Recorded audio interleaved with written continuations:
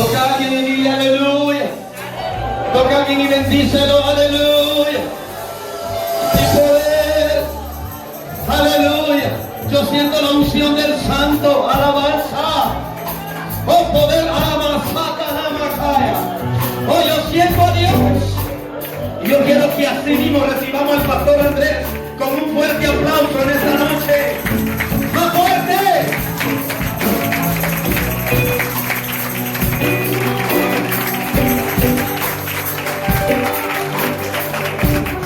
Gloria a Dios. Bueno es Dios. Grande es Dios. Qué precioso. Pueden tomar asiento, carísimos hermanos. Se demoraba tanto. Yo salí de mi casa el lunes, el martes en la mañana. Estuve en Dallas, Grand Rapids, Michigan, en Toronto, en Montreal, y hoy estoy con ustedes. Gloria a Jesús.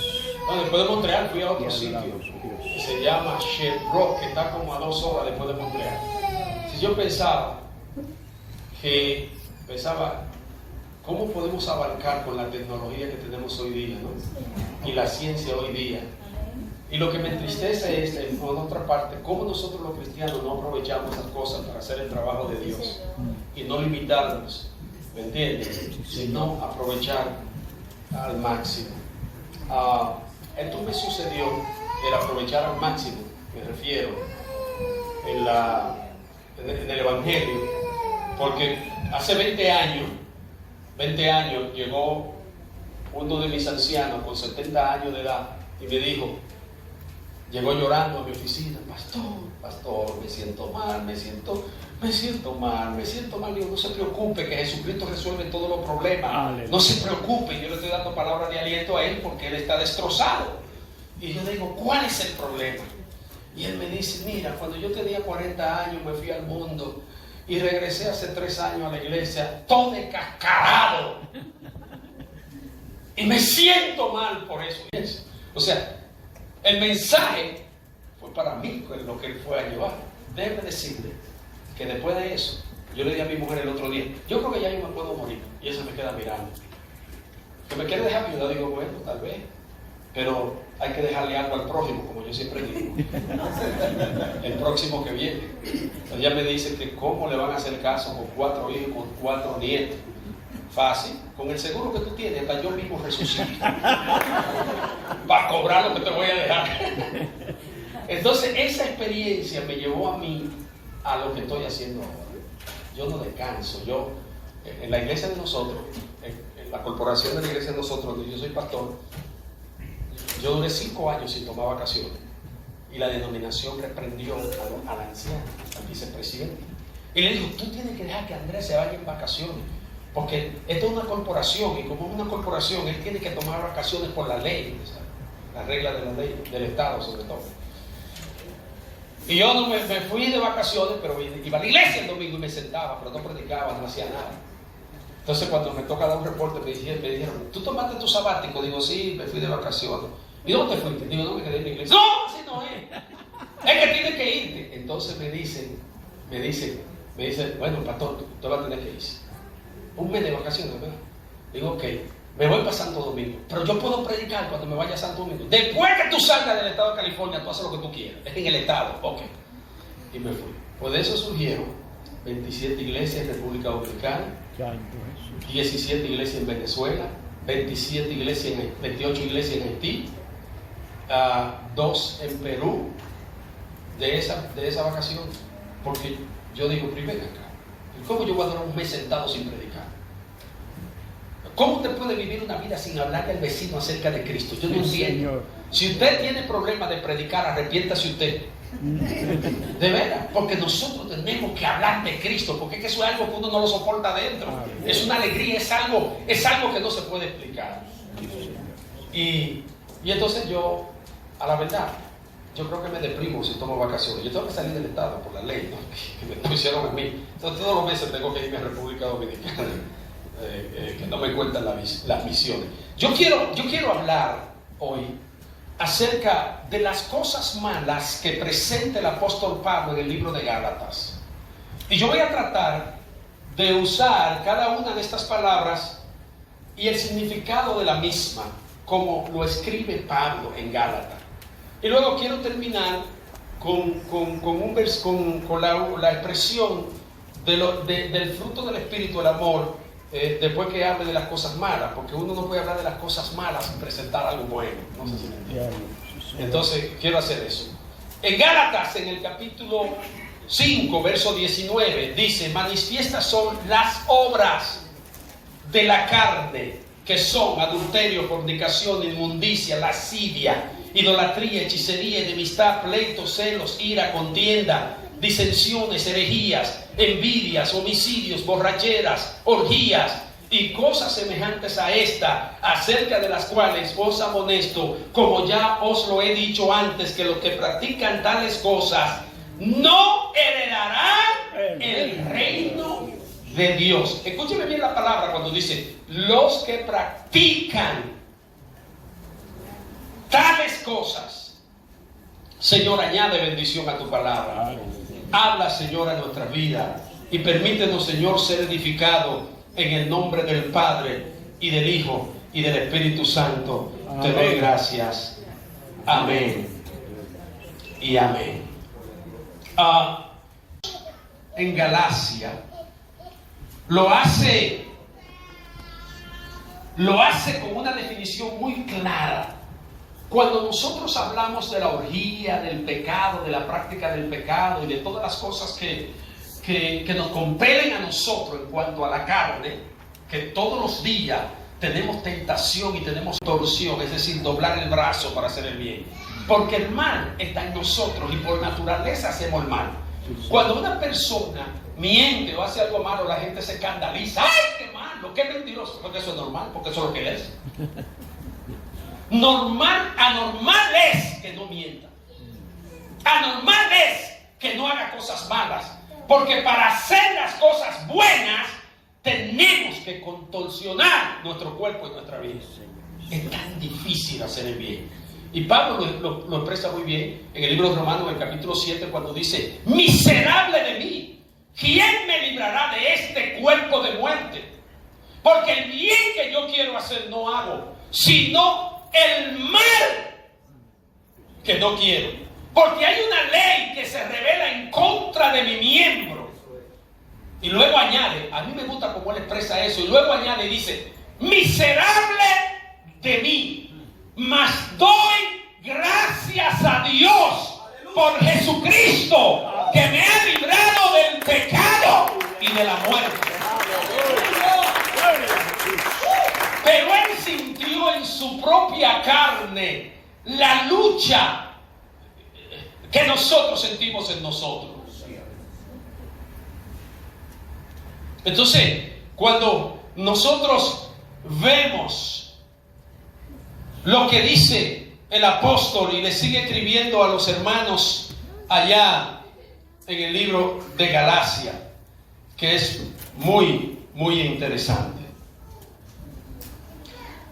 Para Pablo era esencial el que la libertad cristiana no se tomara como libertad para complacer la parte inferior de la naturaleza humana. En estos versos él estaba hablando que nosotros somos llamados a libertad. ¿Pero a qué libertad?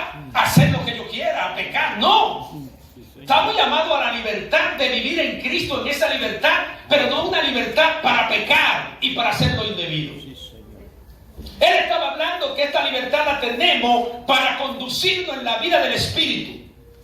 Nos da todo un catálogo de cosas malas, y por cada una de las cuales que usa, nos presenta Pablo todo un cuadro. O sea, Pablo, dirigido por el Espíritu Santo, inspirado por el Espíritu Santo, no fue que él se sentó y dijo: voy a escribir esto y voy a hablar eso. Eso no era así.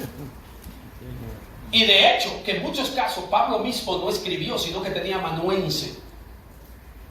Y dictaba y otro copiaba. Pero él quería estar seguro que las palabras que él pronunciara se escribiesen correctamente con el significado semántico de lo que él quería decir. comienza hablando de la fornicación y el adulterio. Se ha dicho, y es verdad, que la única virtud totalmente nueva que aportó el cristianismo al mundo fue la castidad.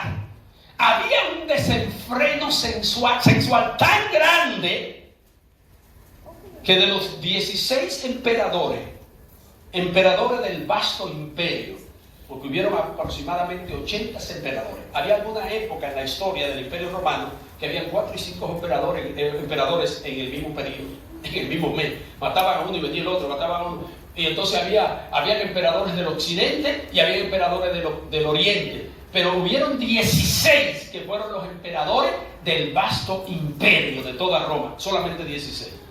Y de los 16, 15 eran homosexuales.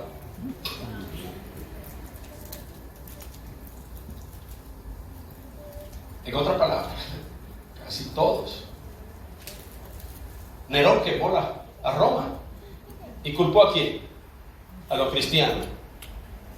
Tácito habla y dice que la razón por la cual hizo eso fue que es secular, que su amante se convirtió a la nueva religión, al cristianismo, y se apartó de él, y de ira quemó la ciudad, culpó a los cristianos y se produjo una persecución grave en contra del cristianismo. Así que todos los que predican van a tener problemas, no se preocupen. Había muchos problemas. La moral era muy amplia. Entonces Pablo le está diciendo fornicación, inmundicia, que la Reina Valera puede también traducir en el 1900, la de 1909 la traduce como impureza. La palabra que usa Pablo es muy interesante, esa acatarsia en griego, colocado debidamente. En su forma positiva, el adjetivo kataros, que quiere decir puro, se utiliza corrientemente en los contratos de la casa para describir una casa que se debe dejar limpia en un contrato de un alquiler. Pero el uso más sugestivo de kataro es con referencia a la pureza ceremonial que le permite a una persona participar en lo oculto a su Dios. ¿Cuál es la diferencia entonces? Que usted hace un contrato y le dice a la gente: ok, yo te rento esta casa, tú me vas a pagar $300 al mes, el contrato es 6 meses, pero tienes que entregarme la limpia, no puede hacer hoyo. Aunque ustedes lo saben, que ahora todos los contratos que ustedes hagan de la casa con quien sea, aunque la deje limpia, aunque la pinte, que haga lo que quiera, te van a comprar el depósito como quiera. No te lo devuelven. Siempre buscan una vaina, dicen en la República Dominicana. Siempre aparece algo, tú sabes, ellos encuentran algo, dicen: ay, había un hoyito ahí que tú dejaste y no lo tapaste. Pero entonces dicen: pero y por eso no, $1000 te vale eso. Y ya pierde. Entonces el término era parte de eso. Pero Pablo, cuando usa la expresión, está hablando de la relación de Dios y el hombre en la pureza, no en la renta o en el contrato de una renta. Implica que cuando yo vengo a Dios, tengo que venir con un corazón limpio. Tengo que acercarme al altar reconociendo. Eso no quiere decir que yo voy a venir limpio de afuera, no es eso. Es que cuando yo vengo al altar, yo digo: Señor, yo soy impuro, yo soy sucio. Eso es lo que quiere decir. O sea, yo no puedo venir: Señor, tú sabes que yo soy un poquito limpio, no tanto, pues yo no soy como el desgraciado que está al lado de mi casa, pero yo, tú sabes, soy bueno.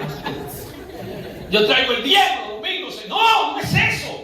Es completamente puro. Desnudo. Un aplauso al Señor. Desnudo ante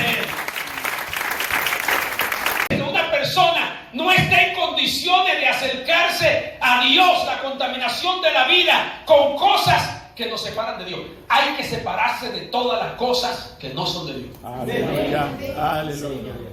Oye, esto está difícil, ¿sabes? Esto está difícil. A mí a veces se me hace difícil predicar en iglesia que no la mía, ¿ves? Porque yo digo muchas cosas que ofenden a la gente, pero la pastora como me ama tanto. Yo sé que ella no se va a sentir ofendida. Como esta. Yo soy evangélico que no oigo música mundana. ¿Por qué yo tengo que oír música mundana? ¿Por qué? Porque yo tengo que estar oyendo que a una iglesia, a Camilo Sesto. Yo estoy hablando de mi época, ¿me entiendes? Porque lo de ahora yo no lo conozco. Ya yo estoy viejo.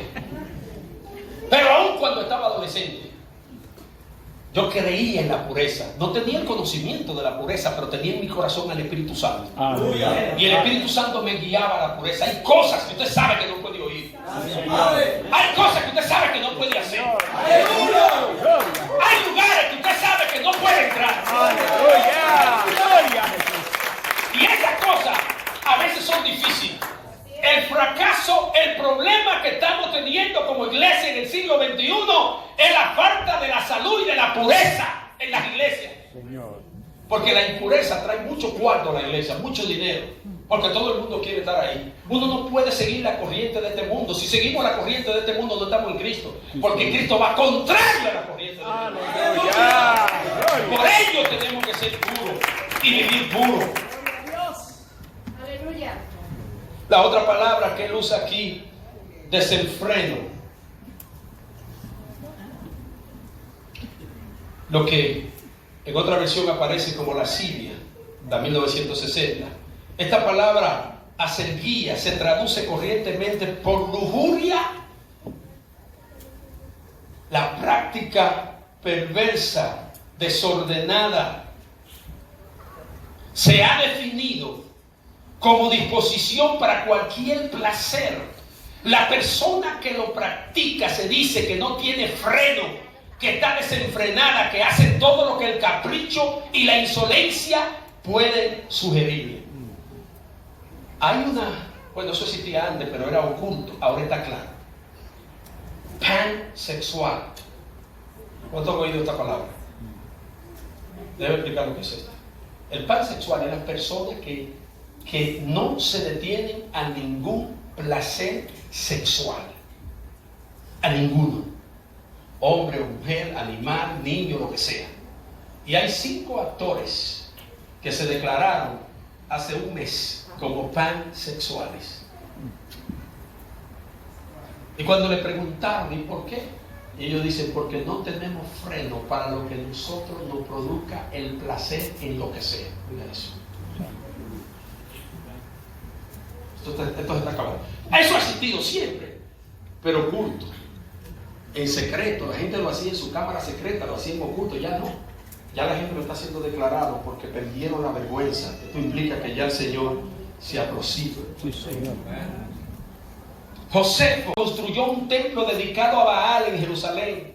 La idea que encierra es la de una persona que está tan avanzada en el deseo que ha dejado de importarle lo que los demás puedan decir o pensar. Perdieron la vergüenza. No importa. Ya no hay ese respeto. Yo me acuerdo que cuando yo era pequeño, adolescente, en la República Dominicana, mi papá decía, no podía jugar baraja ni siquiera en la casa.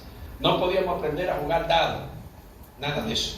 Pero siempre yo me escapaba y siempre me iba con los amigos que jugaban baraja o dado. Y un día me vio. Y yo le decía a los amigos, no le digan a mi papá que yo estoy aquí, no le digan a mi papá. Y cuando me iban a buscar a la casa, yo decía, no diga a dónde que vamos. ¿Ves? Porque me daba miedo. Pero hay gente que le dicen, no haga esto. Y ellos dicen, díselo, además, ven.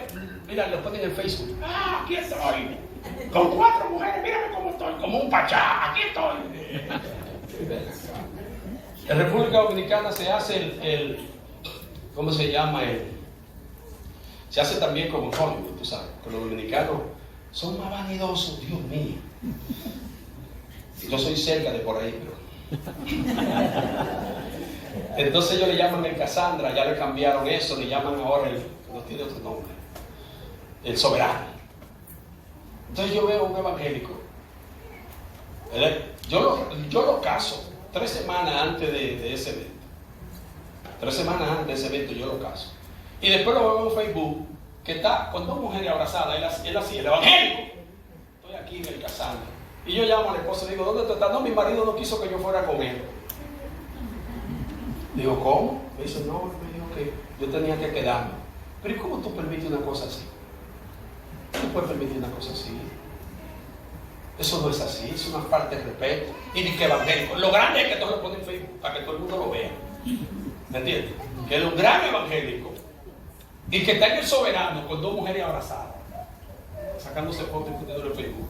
3 semanas que yo lo había casado. Entonces está acabando. Idolatría. Esto quiere decir culto de dioses que han hecho las manos humanas. Es el pecado en el que las cosas materiales han desplazado a Dios y tomado su lugar. Pero aquí hay un problema en esta. Oye, cuánto evangélico idólatra. Ellos no adoran una estatua ni una cosa, adoran los apóstoles. Adoran los apóstoles. Es más, adoran a los pastores. Nosotros tenemos una iglesia que la pastora vaya a predicar. Creo que en el mes de noviembre ella va a estar con nosotros y va a predicar en nombre del Señor. Como 500 personas tenemos. De los 52 domingos que tiene el año, yo estoy 32 domingos fuera de la iglesia y yo soy el pastor. Cuando yo llego a veces bautizo 30, 20. Una vez yo estaba, tenemos 2 servicios, una vez yo estaba en un mall y estaba hablando con alguien acerca de Cristo y le digo, mira, yo te voy a invitar a la iglesia, te estoy predicando, y me dice, pero yo soy miembro de la iglesia tuya. Y yo era el pastor. O sea, hay gente que yo no conozco en la iglesia. Porque yo le enseñé a la iglesia que yo simplemente soy un siervo, yo no soy un apóstol. Que los miembros que hay ahí, los ancianos que hay ahí, el asistente del pastor que está ahí, está igual que yo delante de Dios, que yo no necesito estar. Porque entonces se hace daño a la iglesia cuando se idolatra el pastor. Dios lo quita, porque la gloria le pertenece a uno solo. ¿A quién? A Dios. Entonces nosotros no podemos estar idolatrando a nadie. Nosotros a veces, inconsciente o consciente, hay que amar a los pastores, hay que respetar a los pastores, pero hay que tener una línea. Y hay que amar a los pastores. A mí en mi iglesia los hermanos me quieren muchísimo, me aman, por eso no se van. Porque ellos saben que yo soy su pastor. Eso es una muestra de que me quieren. Pero yo nunca invado a ellos, presentando mi persona como la persona indispensable en la iglesia. Ese es el único indispensable. Y nosotros cuando vemos esto y leemos, los evangélicos le pasan de largo. Idolatría, yo no adoro santos. Oh, mira alrededor tuyo, pero que tú adoras. Adoramos cosas materiales. Mi hermanito en Toronto, yo pastoreé en Toronto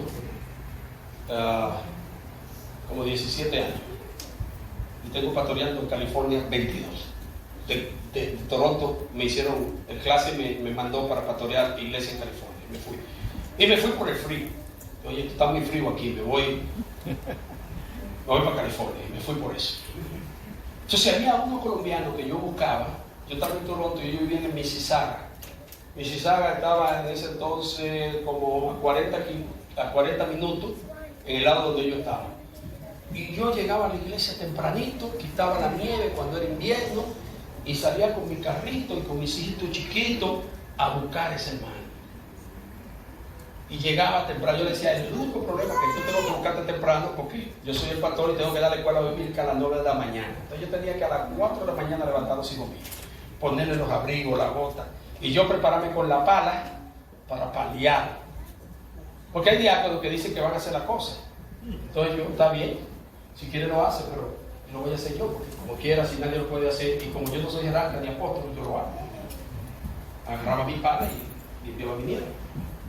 El hermanito mío me dice, Andrés, me da pena lo que tú haces con esos hermanos, tú te levantas temprano, pues voy a orar a Jehová para que me dé un carro, para ir a buscar a esos hermanos. Pero mira, Dios le contestó esa oración de una vez, le dio un carro, y compró un carro del nuevecito, y me dijo, ya no busques a esos hermanos. Nada más aguantó 2 semanas, 2 domingos.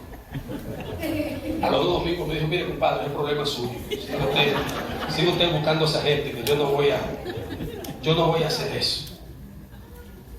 Le digo, pero ¿por qué tú no lo vas a hacer? Y me dice, es que eso es muy difícil. ¿Qué fue el problema? De él? Que con la nieve se le lodaba el carro.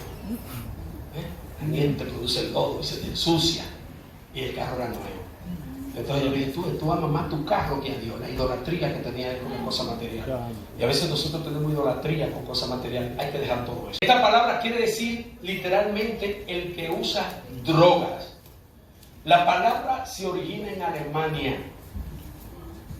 Y viene esta palabra por primera vez, se origina en Alemania, pero el significado original griego es fármaco, de donde viene la palabra farmacia. Entonces la droga es cualquier medicamento, por eso que usted cuando te va al drugstore es lo mismo. Cualquier medicamento que te dan es droga, sea legal o ilegal, a veces marihuana, heroína, cocaína, crack y toda esa droga, eso es ilegal, pero la pastilla, el diazepam, el Tylenol, eso es droga, el Advil, todo eso es droga. Pero el término semántico de la palabra es interesante. Significa esto. William, parte. Dame la mano, William. No, esta mano. Yo agarro a William por la muñeca y yo te traigo aquí, William, y te digo, siéntate ahí. Siéntate, sí, siéntate. Después te agarro otra vez por la muñeca y te digo, ven por aquí, vamos a pasear aquí. Vamos a pasear por aquí, vamos a pasear por aquí, vamos a pasear por aquí. Ahora siéntate ahí. La semántica de la palabra brujería significa manipulación. Llevar tú a la gente a donde tú quieras y a lo que tú quieras. Eso es lo que significa originalmente la palabra en griego. Brujería. Es control. Por eso es que cuando tú estás bajo medicamento, tú estás controlado. Por eso es que hay pastillas que el médico te receta y te dice, no puede guiar, no puede manejar, no puede operar máquina. Porque tú estás bajo el control de un estupefaciente que él te está dominando a ti en ese momento. Entonces la brujería son aquellos, cuando la gente piensa que brujería es lo que nosotros vemos en República Dominicana, los paleros y las cosas. No. El término original no es eso. Es la manipulación que lleva en la vida del individuo, en el control del individuo. ¿Y cuánto de nosotros nos hemos sido embrujados por mensaje, por prédica? Te estoy hablando fuera de los principios de Dios. Yo estaba hablando el día de ayer sobre el caso de Benny Hinn cuando escribe, porque estaba dando una clase sobre la Trinidad, cuando escribe Buenos días, Espíritu Santo, que casi la mayoría de evangélicos compraron el libro. Y cuando él enfatiza y decía que ya la iglesia no adora al Espíritu Santo, y empezó con eso. El que adora al Padre, adora al Hijo y adora al Espíritu Santo. Entonces lo que él estaba haciendo teológicamente era separar, que había que hacer una adoración separada hacia el Espíritu Santo. Como solo Jesús dice, hay que hacer una adoración separada a Cristo. Y se convierte en unitario. Lo que hizo Benny Hinn fue que lo hizo como brujería, por medio del Espíritu. Ahora, ¿qué pasa? Es difícil esa, ¿verdad? ¿Qué pasa? Que cuando él hace eso, la gente no se daba cuenta que es lo que estaba manipulando a la gente a la separación de la Trinidad, aunque él decía que era trinitario, pero no era así. Cuando vemos la historia del cristianismo y el proceso de Tertuliano, cuando comienza a defender la Trinidad, y luego viene San Agustín de Hipona, que entonces se confronta con esa verdad de la Trinidad, y cuando vienen los nestorios y empiezan a decir, bueno, que el cuerpo de Jesucristo no puede ser divino y no puede ser humano al mismo tiempo y ser Dios al mismo tiempo, y se hubo una confusión tan grande que entonces nosotros hoy día estamos sintiendo los mismos reflejos de los problemas y los conflictos que se dieron en la iglesia. Pero cuando una gente tiene control del micrófono, del púlpito, de la televisión o de la radio, es más fácil de manipular y llevar a la gente hacia donde ellos quieren. Les voy a dar una historia y yo quiero que pongan mucha atención. Lo que está pasando en este país ahora mismo. Hay una división política muy grande. Y hasta en la familia hay una división muy grande. Pero yo quiero contarle algunas historias. Yo tengo 3 estaciones de radio. Y yo hablo en la radio, yo predico en la radio. Y yo no tengo comercial, gracias a Dios. Nosotros no vendemos nada. Tenemos 15 años. Una en Los Ángeles, una en Texas y en República Dominicana tengo otra. El evangelio para los dominicanos es lo más caro que me sale a mí. Nosotros tenemos que enviar $15,000 solamente para Santo Domingo para mantener la radio sin comercial. Yo y creo que Radiovisión Cristiana son los únicos que no tienen comercial. Pero la diferencia mía es que yo no creo en pacto, ni en ofrenda, ni vendo pañuelo ungido, ni vendo corbata, ni vendo nada de eso. Y tengo 15 años en el aire, 24 horas y no vendo nada de eso. Gracias damos a Dios. Entonces déjenme decirles la situación que tenemos. Yo vivo en California. California es el estado más demócrata de esta nación y donde está el trono del diablo está en California. Y yo le voy a explicar por qué. Nosotros, la Iglesia Reformada, creemos en justicia social o practicamos justicia social. Donde hay algún problema, nosotros no solamente llevamos la palabra. Ahora recibí un correo para los pastores de Florida que me mandó el encargado de visión global y mandó una nota. Si las iglesias se le iban a ir o se le fueron el RU entero, la Iglesia Reformada le va a poner el RU entero a todas las iglesias de nosotros. Si hay otro problema que hay que arreglarlo, la Iglesia Reformada ya, el Global Mission dijo que lo iba a arreglar todo. Yo recibí el email mientras venía para acá. Entonces los pastores están esperando los ráfagas o lo que pase para entonces la Iglesia Reformada ir. Y cualquier cosa de relief, nosotros estamos presentes. Cuando Katrina nosotros estuvimos presentes, cuando Haití nosotros estuvimos presentes, con dinero, con ayuda, con lo que sea. Entonces, en Arizona tenemos 2 iglesias hispanas. Nosotros fuimos en enero personalmente. ICE, Migración, lleva a la iglesia en enero, que nosotros lo vimos, 8 autobuses, y a veces 9 y 10. 1,000 a 1,500 personas toda la semana a la iglesia evangélica. Esa gente que llegaban a la iglesia, el pastor, la Iglesia Reformada le ayudaba con dinero para comprarle comida a esa gente que cruzaba. El pastor entonces le daba a ellos orientación, dormían ahí 3 o 4 días, y entonces el que tenía familia, 15 días. Y esa iglesia tenía a esa gente 15 días ahí. Y en esos 15 días había que darle comida, ropa, pañales si tenían niños, medicina, y tenemos doctores también que voluntariamente hacen el trabajo. Déjeme decirle, para que usted vea lo que es la brujería. Usted no sabía que Donald Trump hizo pasar eso, toda esa gente están aquí. Pero usted no lo ha visto en Univision ni en Telemundo. Yo sí, porque yo estoy trabajando con ellos. Todos cruzaron. La única persona que no cruzaron, los que tienen récord criminal, 1, y los que no cruzaron fue los que rentaron niños. Hubieron gente que no tenían niños, le daban $500 al vecino y decía, réntame el niño que yo voy. Entonces cuando llegaron a la frontera, que empezaron a averiguar, usted, pero como que no se parece, como tú eres más negro y tú eres como más güero, como dicen los mexicanos. Entonces tú como que no te pareces a él, como que la cara, no, pero que hijo mío. Entonces cuando fueron probando, ya que lo presionaban, decían, no, yo lo renté. Entonces muchos de esos niños que rentaron, ¿a quién se lo van a entregar? Y hay que entregárselo. Hay un problema social en esa frontera. Nosotros estamos en eso ahora mismo trabajando. Pero usted nunca ha oído la noticia que toda esa gente cruzaron, nosotros lo atendimos, la Iglesia Reformada dio dinero y otras iglesias, miren. ¿Por qué nosotros lo hicimos la Iglesia Reformada? Porque estaban los testigos de Jehová, la Iglesia Católica, la Iglesia Adventista en Arizona, se unieron, pero dijeron, nosotros no recibimos a nadie en nuestro edificio. Nosotros lo vamos a ayudar, pero sin dormir en nuestro edificio, porque después la gente va a sentirse mal cuando venga el culto. Usted va a esa iglesia y usted va a encontrar que donde estaba el salón de los niños fue quitado y lo que hay es dormitorio. Usted va a encontrar en la iglesia que la mitad de la iglesia tiene ropa y los hermanos están apretados como sardina en lata dando su culto para ayudar a esa gente, porque las otras iglesias no querían dejarlo entrar a Dios. Es increíble, pero usted no sabía eso. Miren lo que pasa en California entonces. California dice, para que usted vea lo que es la manipulación. El gobernador de California dijo, y lo hizo, no solamente lo dijo en California y lo firmó como un decreto, como una orden, sino que lo puso en Facebook también. Todas las mujeres en Estados Unidos, de cualquier estado que quieran divorciar, él le paga el pasaje de avión, le paga el aborto, le paga el hotel y la manda después que se recupere. Paga todo California. Eso hace California ahora mismo mientras nosotros hablamos. Hace 7 años aproximadamente, Colorado declara la droga medicinal primero, fue que comenzó.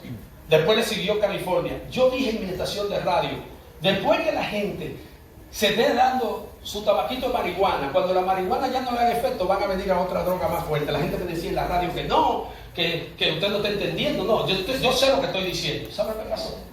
7 años después, tú hablas con la gente que tenía buenos trabajos, gente que tenía familia, que tenía casa y llorando, son homeless. Hay 48,000 homeless en Los Ángeles nada más. Yo no voy a Los Ángeles, yo no vivo en Los Ángeles. Yo no voy a Los Ángeles. Yo no voy a... Un pastor estaba haciendo ayuda social y se clavó con una jeringa, una aguja, y le tuvieron que amputar el pie. Eso está peligroso, eso está asqueroso, eso no se puede controlar. Escuche, porque esa gente se hicieron adictos después de la marihuana, escalaron, y después de escalar, eso se convirtió en un desastre. Oye la otra ahora, para los mexicanos, porque mi iglesia el 90% son mexicanos, y en California tenemos un 52% de hispanos en la población, pero estamos tan vendados con esa brujería, estamos tan vendados que no estamos viendo lo que está pasando. Y déjenme decirles lo que está pasando. En California se ha dicho que Donald Trump es racista. Si es racista o no lo es, a mí no me interesa. A mí lo que me interesa es esto, y vamos a hacer un análisis de ello, y ponga mucha atención. Cuando el faraón, y Éxodo capítulo 1 verso 15, márquelo, habían dos parteras, una era Fua, la otra no me acuerdo, pero tiene que ver con dinero, porque yo uso el nombre por asociación. Alguien lo busca y me da el nombre. Una es Fua y la otra tiene que ser como dinero, algo con cálculo, con dinero, es para asociación. Y me levanta la mano y me da el nombre. Escuche. ¿Cuál era? Siria y Fija. Siria. Y Fija. No, Fua. Y la otra no es Siria, es otro nombre. Cifra. Cifra. Por eso yo dije que tiene que ver con algo con números, matemáticas, es cifra. Denle un aplauso al Señor. Yo sabía que estaba haciendo. ¿Qué pasaba? El faraón le dice, si nace hombre, ¿qué le digo? Mátalo. Porque si ellos crecen, se unirán a nuestros enemigos y nos destruirán. Y cuando el faraón va y la visita y le dice, ¿qué ha pasado? Que yo veo como que no están saliendo niños hebreos que han muerto. Y ella dice, no, mi señor, el problema es que las hebreas son más fuertes que las egipcias. Y cuando ya nosotros vamos a llegar, ya paren primero, ¿qué vamos a hacer? Usted sabe que en esa época el sistema de aborto era matarlo cuando naciera, porque el aborto no existía. Entonces vamos a ver cuál es el racismo. Escúchenme bien, por favor.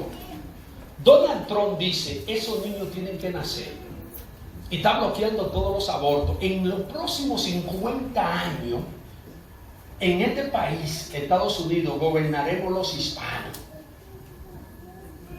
Es los mismos principios que están usando los demócratas con lo que dice la Biblia y el faraón. Entonces usted dice, cuando hay una división y Telemundo que le dice, Donald Trump es racista, usted dice, es verdad, es racista, analícelo. ¿Cómo puede ser racista si quiere que mis hijos crezcan? Él quiere que yo tenga muchísimos hijos. Y si yo tengo muchos hijos, y los hijos míos van a tener muchos hijos, nosotros somos los que vamos a dominar. El Partido Demócrata dice, mátenlo a todos, porque las mujeres que quedan embarazadas en Estados Unidos, vea las estadísticas, son hispanas y negras. La mujer blanca no queda embarazada. Planifica antes de. Lo que pasa que la mujer hispana, por la tradición católica y los principios católicos, le da hasta miedo a abortar, y usted lo sabe. Es más difícil encontrar una mujer hispana que verdaderamente aborte. Pero la persuasión que le están dando, lo que yo llamo, ¿qué? Brujería. ¿Y por dónde es que lo están manipulando? Por los medios de comunicación. Usted no habla español aquí, use Google y traduzca, translate, pero no vea Univisión, vea noticias en inglés. Y si no habla inglés, dígale a Dios que le dé don de lengua, por último. Esa gente está haciendo daño a nuestra comunidad y están destruyendo a nuestra comunidad, y usted no se está dando cuenta. En millones de dólares que hay. Hay una filosofía que dice, no hay peor verdugo sino el que ha sido esclavo. No hay peor verdugo sino el que ha sido esclavo. Pero la iglesia de Jesucristo tiene que estar atento. Yo no estoy diciendo que Donald Trump es un santo. Yo no estoy diciendo eso. Cuidado. Arranca lo del LGTB. Lo segundo que hizo fue lo de los baños. Lo tercero que hizo, que ya están metiendo la Biblia en las iglesias otra vez, la Biblia en las escuelas otra vez. Sí, amén. Sí, amén. Entonces, yo no sé cómo usted me puede decir que es cristiano y no va a votar por un programa que alguien quiere traer el evangelio. Antes de venir estaba en el hotel en Grand Rapids y estaba viendo la noticia. Y en la noticia estaban diciendo que los demócratas dijeron no queremos cristianos porque son muy conservadores, que voten por nosotros. Tenemos que buscar los ateos. Eso es lo que ellos están buscando ahora.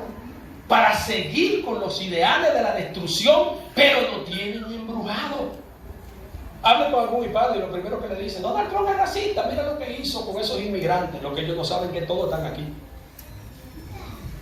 Y usted no lo sabe porque Univision no se lo dice. Aleluya. Ni Telemundo tampoco se lo va a decir. Pero toda esa gente está aquí. Oye, ¿cómo? ¿Y por qué no lo dicen? Claro, no lo van a decir. No lo van a decir porque está arreglando la situación de la inmoralidad. ¿Usted no sabía otro secreto?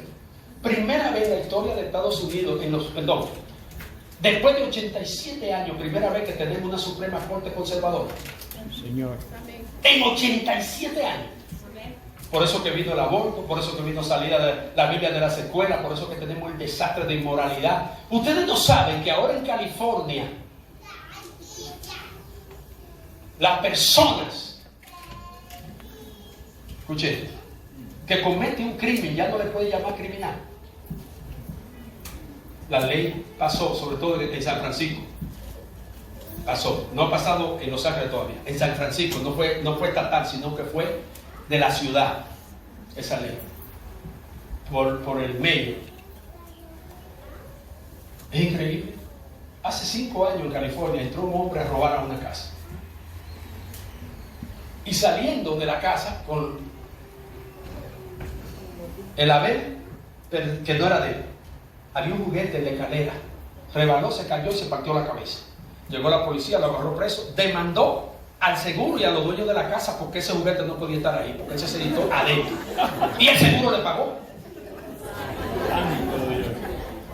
El seguro le pagó.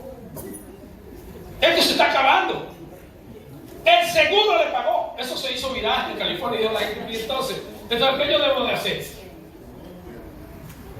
A lo bueno le llaman malo y a lo malo le llaman bueno. Sí, Señor. Hay elecciones. Yo no voy a decir por qué usted va a votar. Usted mire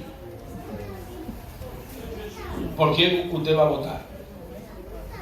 Mire y vea cuál es la plataforma de lo que está presentando. Si se acerca a la Biblia, usted vote por él. Porque usted es responsable.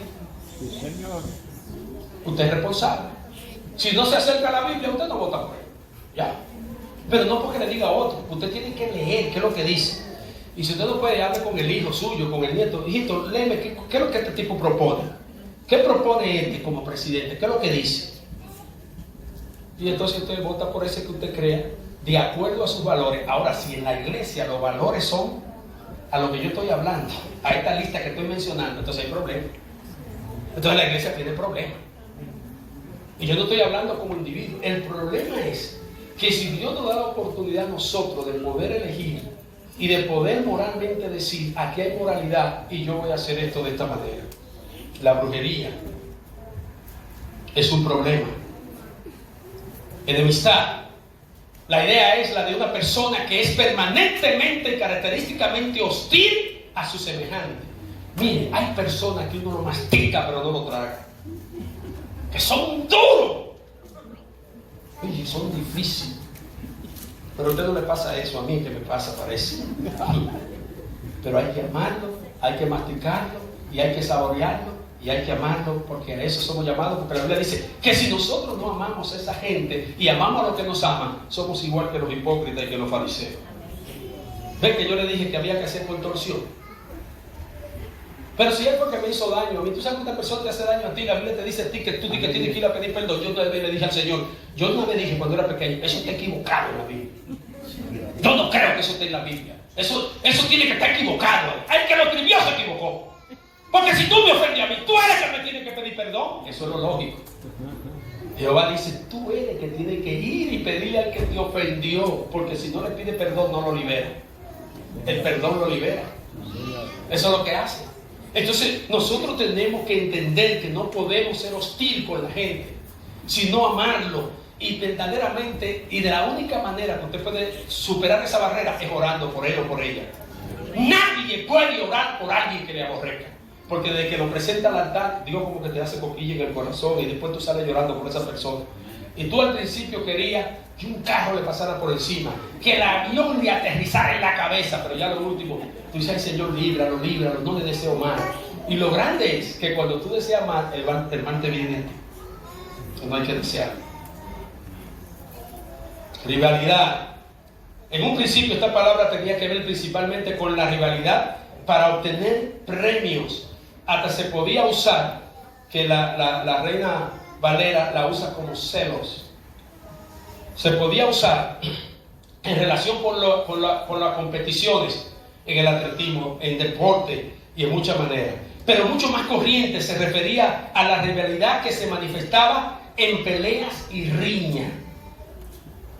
Eso nosotros tenemos que quitar, esos pleitos, esos conflictos, toda esa riña. Nosotros somos cristianos, nosotros no tenemos que estar peleando con nadie. Es mejor callarse, es mejor perder para ganar. Hay momentos que mejor uno entrega, uno pierde. Y todos nosotros tenemos problemas aquí con alguien. Yo también. Todos tenemos. Y es duro eso. Y difícil, pero es posible. Es posible. Celo. Esta palabra celo, de la que se deriva la palabra española, tenía en un principio un sentido positivo. Quería decir emulación, es decir, admiración. Yo me admiro cómo el hermano predica. Yo me siento contento cómo tiene un buen trabajo. Yo me gozo cuando me invita a su casa, que es tan bonita. Y me gozo más cuando me hace un asado. Me gozo cuando comparto con el hermano que tiene un barco y me lleva de pesca o un bote. A mí me dijo Corporán de los Santos, Martín, Corporán de los Santos, me dijo un día: Andrés, tú no tienes que comprar cosas, me dijo. ¿Ah? No. Tú tienes que tener amigos que tengan cosas. Y ya. Entonces, mientras estábamos hablando, yo le dije, pero yo oí que tú tienes una finca por allá, por Barahona, para allá arriba.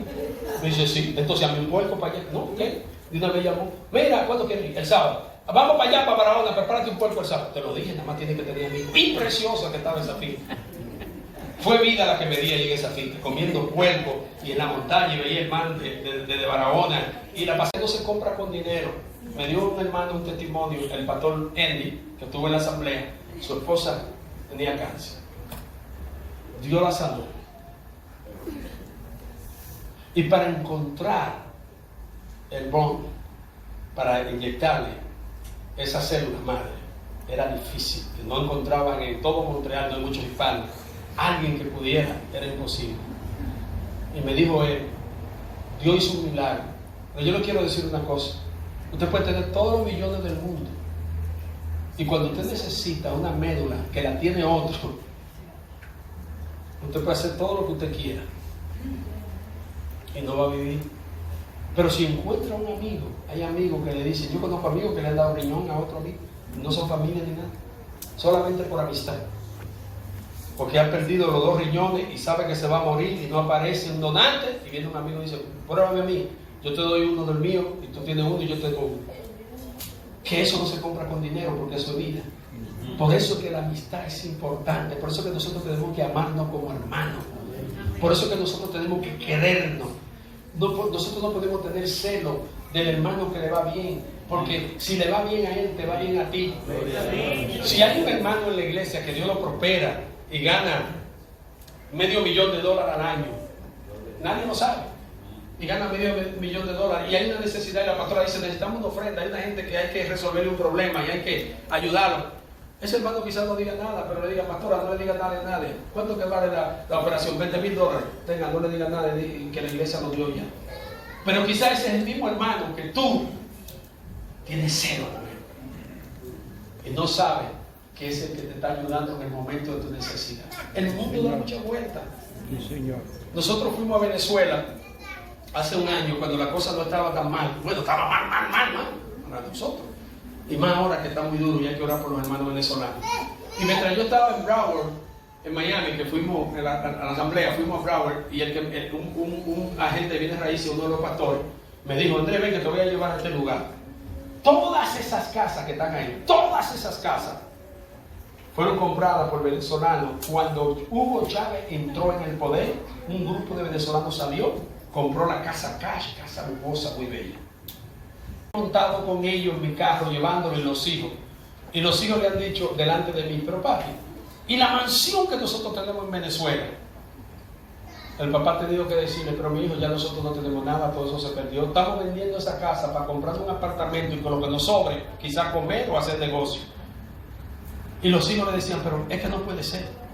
Nosotros éramos demasiado ricos. ¿Cómo puede ser que lo perdiéramos todo? Y el papá le decía, esa es la vida. Le cambió la vida de la noche a la mañana al venezolano. Es una cosa dramática eso. Imagínese usted que tiene su carrito, que tiene su trabajo, que está pagando el mortgage de su casa ahora mismo, estoy hablando ahora mismo, y de repente esta situación cambia y tenemos que andar todito en patinete o en bicicleta. O que nos digan, no, ya, tú te foreclose, tienes que ir. Lo que uno va a decir muchos de nosotros, yo voy para mi campo, que yo tengo una tierrita, sembrar yuca y plátano, eso soy yo, como soy dominicano. El otro dice, voy a hacer tamales y pupusa, dice el salvadoreño. O sea, se presenta, se puede dar. Por eso que nosotros tenemos que depender enteramente de Dios y no celar a nadie, porque a esa persona puede hacer la salvación de nosotros. Iras. La palabra que usa Pablo quiere decir explosión de rabia. Describe no una ira a lo largo plazo, sino una abierta que se inflama y se consume pronto. Nosotros tenemos que controlar. Miren, cuando yo voy a tener una reunión, porque nos pasa a nosotros los pastores, en mi iglesia se hace reunión con los diáconos que son calientes. Entonces yo lo primero que le digo a la secretaria, pon un vaso de agua fría con mucho hielo. Ya sabe que yo no quiero caliente. Porque de que me tomo ese vaso de agua fría, mira, esa agua fría viene y te cae. ¿Cuánto lo va el Señor? Hay otros que piden un café caliente. Mira, no le dé café caliente cuando la situación está caliente. Todo el mundo pide café. ¿Quiere un café? No le dé café a nadie, no le dé café. Dice, se acabó el café, todo el mundo va a tomar agua fría. Y se lo digo de verdad, los ánimos se bajan. Y de que una vez empieza la gente a encenderse. Las hermanas que tu marido está gritando y hablando tú, dale un vaso de agua. Mi amor, tómate, este hielito está bueno. Para que tú veas que te va a abrazar y te va a besar y de ahí te va a decir todo lo que tú digas, mi amor, yo hago. Es un secreto, ¿sabes? Pero su marido no se va a acordar de eso, porque en el momento de la ira uno no se acuerda de nada. Uno está furioso. Entonces hay que tener cuidado con eso.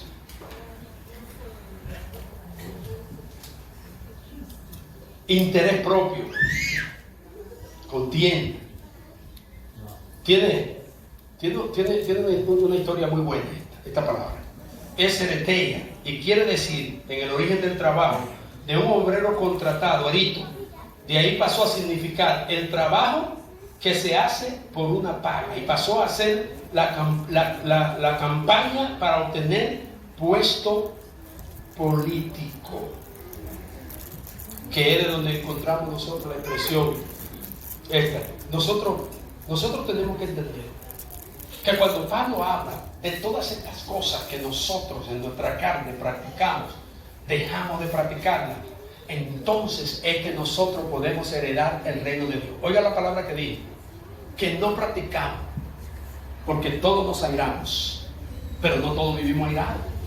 Yo he conocido personas, honestamente se lo digo, que físicamente son tan elegantes,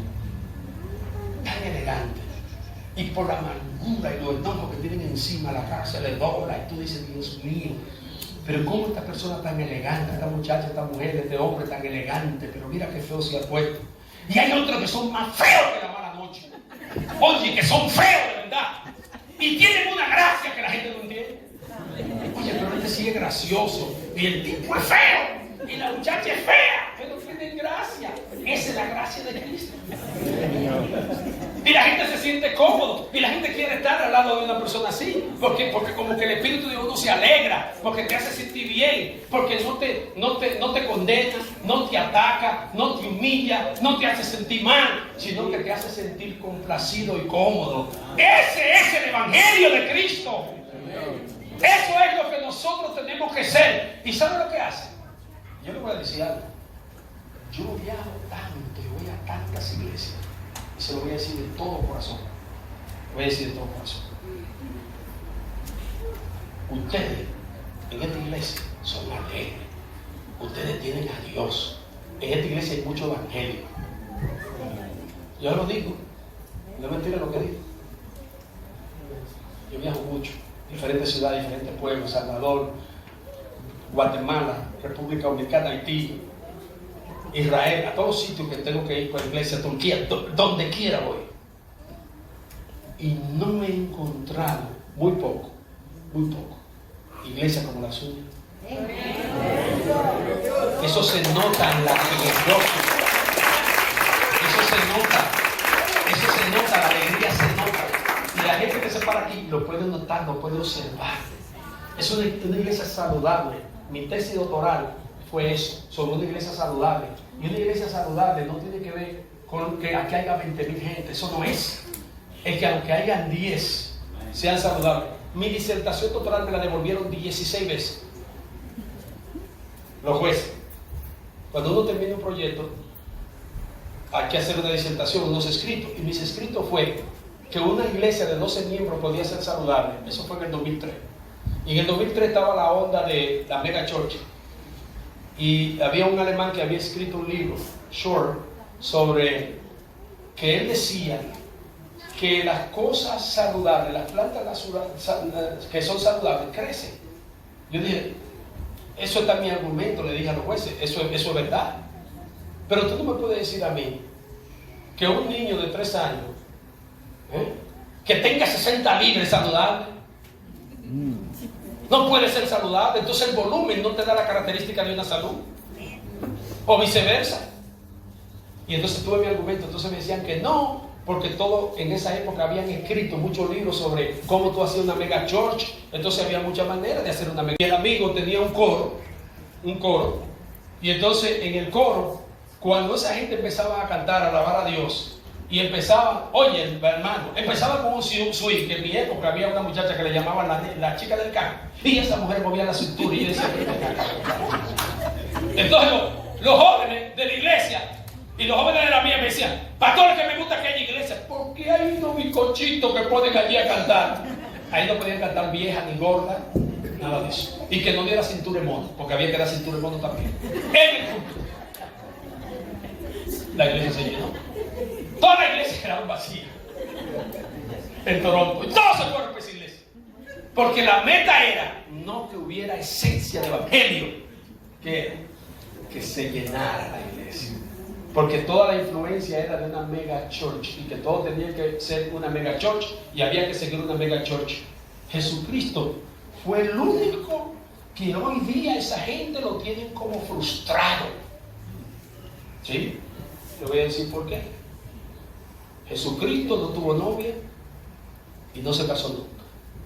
Jesucristo, tu primera iglesia que tuvo 16,000 personas. ¿Se acuerdan? 5,000 hombres, sin contar las mujeres y los niños, que le dio de comer con los panes y los peces. Esa era su iglesia. 16,000. Cuando dio ese mensaje, Juan, que le partió el corazón, se fueron todos. ¿Cómo la ven? Lo dejaron solo y Pedro ve que se va toda la gente y dice, pero sí, Pedro lo puso nervioso. Ay, cuánto dinero hay aquí. Y Judas diría, oye, ahora sí es verdad que me voy a hacer rico robando, de acuerdo a Juan capítulo 12, verso 6, que dice que robaba de la urna. Y Pedro le dice, Señor, ¿pero qué está pasando, papá? Mira. Pero y Cristo no le dijo nada de la gente, le dijo a él, ¿queréis iros vosotros también? Pedro reaccionó y dijo, espera, ¿a dónde iremos?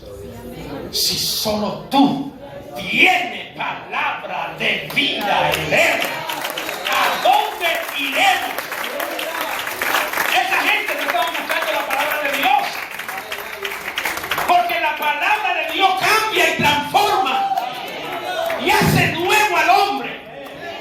lo cambia. La palabra lo cambia. La palabra lo cambia porque lo cambia.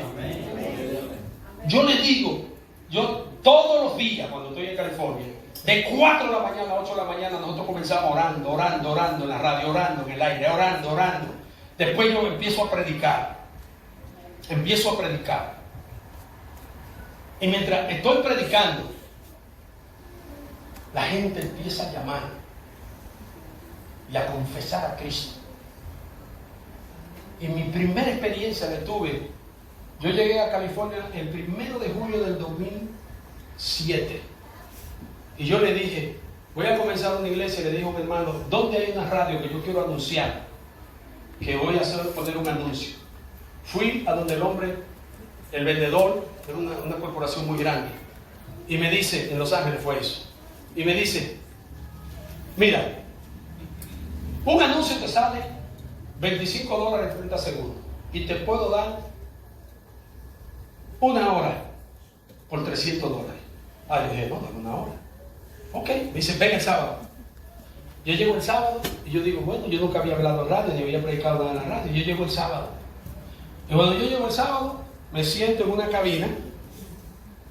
Y entonces hay otro ingeniero que es el que controla mi cabina donde yo estoy. Yo nada más estoy con el micrófono y un teléfono, por si alguien quiere hablar en privado.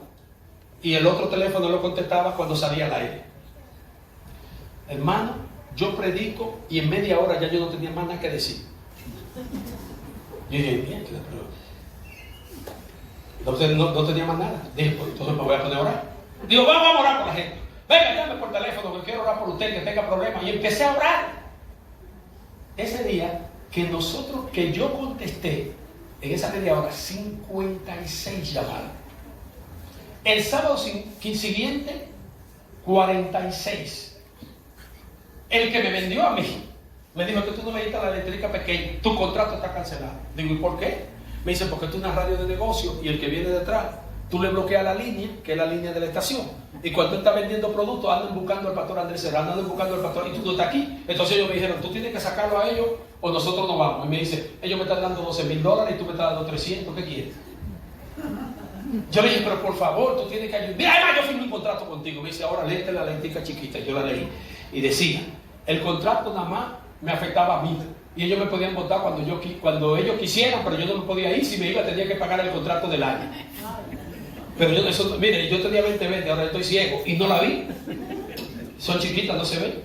Entonces me dijo, tú puedes hacer una cosa, me dijo. Pon un estudio en tu iglesia.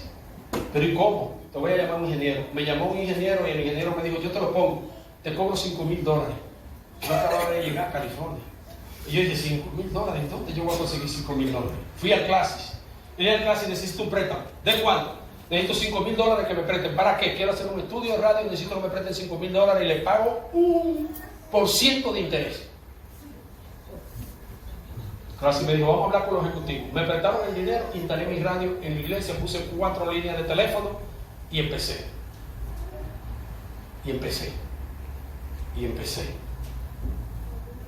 Dios empezó a tocar vida. Fue tan y tan grande lo que Dios empezó a hacer, que a la gente se le prendía la radio de la alarma. Y en una yo estoy diciendo, si te va a quitar la vida, no lo hagas. Y en ese momento era una mujer que se iba a suicidar y la alarma del radio se le prendió y salí yo hablando. Y dijo, ¿quién me está hablando? ¿Quién me está hablando? ¿Quién me está hablando? Y era yo que le estaba hablando por la radio, yo lo hacía en vivo. Y después, 2 años después, ella me llevó a la casa y me dijo, mira, de ahí yo me iba a tirar. Miles de gente, le estoy hablando de miles de gente. ¿Qué pasó? A los 2 meses, se me acerca el ingeniero y me dice, quiero hablar contigo. ¿Tú puedes salir del país? Digo, sí, yo soy ciudadano canadiense. Y los ciudadanos canadienses con licencia pasan. En esa época venían con la licencia. Yo puedo salir, puedo entrar, yo no tengo problema. Entonces vamos a hacer una cosa. Yo voy a dejar este trabajo y vamos a unirnos tú y yo. Digo, ¿a qué? Nos vamos a hacer ricos. ¿Cómo? Me dice, oye lo que te voy a decir, ¿por qué no vamos a ser ricos y por qué yo quiero trabajar contigo? Aquí vienen muchos pastores y ellos entonces cuando están predicando, ellos están hablando en la cabina, ellos hablan, ellos lloran. ¡Oh, que el Señor! y dice, y hablan una cosa ahí que yo no sé lo que es, porque no es español, digo, no, eso es lengua que yo hablo. Y hablan y dicen que Dios, y después cuando salían afuera, delante de mí, dicen, ¿cuánto conseguimos hoy? ¿Cuánto hicimos? Hicimos tanto. Entonces ellos son negociantes. Pero, como tú eres negociante también, eso que está diciendo ahora mismo, lo tuyo es diferente. Y le digo, ¿por qué lo mío es diferente? Porque cuando tú hablas, a mí me salta el corazón, y con ellos no. Entonces, si a mí me salta el corazón, que soy un demonio, me dijo él, entonces mira, si nos vamos a México, le va a saltar el corazón a toda esa gente. Le dije, por eso que no me puedo ir contigo, porque no soy yo que te lo pongo a saltar. ¿Y quién es? El Espíritu Santo. Si el Espíritu Santo te puede asaltar el corazón, es porque la palabra te está llegando para que te arrepientas. Y por eso mi estación no tengo comercial. Ningún anuncio pongo. 15 años, los pastores me dijeron, tú vas fracasando los primeros 3 meses. Bueno, si estoy inscrito, claro, pero como él es el que maneja esa cosa, él es el que lo va a hacer. Increíble. Nosotros no debemos a nadie dinero. De que hicimos mortgage para comprar radio, todo lo compramos cash. Dios suplió hasta el último centavo sin que nadie vendiera su carro, su casa, nada. Hay que dar. No me malentiendan. Hay que ofrendar. Pero no porque nadie te manipule, sino que salga de tu corazón. Y Dios empezó a orar. Y empezó a orar. Y Dios empezó a glorificarse. Y Dios sigue glorificándose. Lo demás es historia. Nosotros tenemos que apartarnos de toda esa lista que dice ahí. Y nosotros tenemos que ser fiel a Dios y amar a Jesús. Como ustedes están con este espíritu que ustedes tienen. Este espíritu que ustedes tienen es de Dios. Ustedes no pueden dejar caer eso. Y si hay un hermano que está herido, que se siente mal, abrácelo todo el mundo, béselo, llévelo a besos, abrazos. Y preséntele ese amor que ustedes tienen, porque eso lo va a contagiar. Y va a contagiar al otro y al otro y al otro. Y yo les digo en el nombre del Señor, y quiero decir esto. ¿Habrá alguna persona aquí que no conoce a Cristo? Levante la mano, que no es evangélico. Quiero saber si hay alguno que no es evangélico. ¿Habrá alguien que no es evangélico? Todos son cristianos, todos son evangélicos. ¡Qué bendición! Si hay alguien que no es evangélico, yo tengo palabras para ti, por eso quiero saber si hay alguien que no es evangélico. Yo no te voy a decir nada que te ofenda o que te afecte. Es que te una a esta familia de amor y a esta familia de Dios. Busquemos su rostro, acerquémonos a Él de corazón. Este mundo está difícil. Las congregaciones, las iglesias están difíciles. Hay tanta mezcla, hay tanta cosa rara allá afuera que nos alejamos cada día de Dios. Pero Dios, dice la Biblia, el que anduviera en este camino, por torpe que sea, no se extraviará. Si lo buscamos, lo hallaremos. Si lo buscamos, dice la Biblia, con todo nuestro corazón. Yo quiero hacer una oración en esta noche. Si hay alguien en medio de nosotros que está atravesando alguna dificultad en su vida y necesita oración, pase aquí. Yo quiero orar por ti. Permíteme orar por ti. Permíteme pedirle a Dios por tu vida si necesita oración. No tiene que decir por qué. Dios lo conoce. Pero Él está aquí. El hermano William decía una palabra muy preciosa hoy. Siento a Dios. Dios está aquí. Yo le voy a decir que hay momentos, y le voy a decir la verdad, que el Antiguo Testamento dice que cuando la nube se movía, tenían ellos que moverse con la nube. Amén. Y cuando el fuego se movía, tenían que moverse con el fuego. Pero no todo el tiempo se movía la nube y no todo el tiempo se movía el fuego. Y hoy se está moviendo la nube y el fuego. El Espíritu Santo hoy se ha manifestado en este lugar. Y yo no estoy hablando de un asunto de sentimiento, de emoción. Yo no estoy hablando de emoción. Yo estoy hablando de realidad. El ambiente que estamos sintiendo aquí es un ambiente liviano. Es un ambiente de paz. Es un ambiente glorioso. Por eso yo le pido que si usted tiene un problema hoy, Dios se lo resuelve. En el nombre del Señor. Quiero orar por eso. Porque Dios está pidiendo. Puestos en pie, vamos a orar. Invitamos a la pastora, a los ancianos, a los líderes, que me ayuden a orar. Vamos a orar. Y así pasó este micrófono. Escuche bien. Jesucristo nunca te dejará. Alabanza. Jesucristo está contigo hasta el fin. Aunque tú veas las cosas difíciles, no importa. Él no te ha dejado. Él fue a la cruz y se dio por entero por ti. Por ti. Y Romanos capítulo 8, verso 32 dice que si Él, el Padre, envía a Cristo para morir en la cruz, ¿cuánto más no nos dará todas las cosas en Él? Lo más grande que existe es la salvación. Y nos la dio ya. Las demás cosas son percatas minutas. Ese es Dios. Ese es el Dios que usted tiene. Ese es el Dios que usted le sirve. Y Dios va a responder tu oración hoy por su misericordia, por su gracia y por su amor. ¡Aleluya! No es porque yo he venido aquí, no me confunden, es porque Dios se manifestó aquí hoy. Eso es lo importante. Eso no tiene que ver con el predicador, eso tiene que ver con Dios mismo, porque su gloria se manifestó y a Él hay que darle la gloria por eso. Vamos a orar. Padre, oh Dios de toda carne, oro por esta congregación, oro por esta iglesia, oro, Señor, para que tú bendigas en el nombre de Jesús a cada hermano, a cada persona que está aquí parada en este altar. Solo tú conoces sus necesidades. Solo tú sabes lo que le hace falta. Solo tú puedes ayudarle en la circunstancia o la enfermedad o el problema que yo desconozco, pero tú conoces. Señor, glorifícate en su vida. Señor, glorifícate. Señor, yo oro en el nombre de Jesús. Oro por esta congregación, por los líderes, por la pastora, por el copastor. Señor, esto es pequeño ya. Señor, tú tienes un lugar para ellos. Señor, tú conoces dónde es. Señor, ya tú lo tienes para que ellos puedan glorificar tu nombre, Señor. Abre las puertas. Suple lo que hace falta, Señor, para que ellos tengan un lugar en el cual puedan estar orando y clamando, Señor, como tú hiciste conmigo. Hazlo con ellos. Dale un lugar para que ellos puedan vigilar, ayunar, orar, retirarse, adorarte, Señor. Necesitan un lugar. Padre, tú sabes dónde están los recursos. Tú sabes quién lo tiene. Señor, oramos por ellos, porque las puertas del infierno no prevalecerán. Y esta es tu iglesia.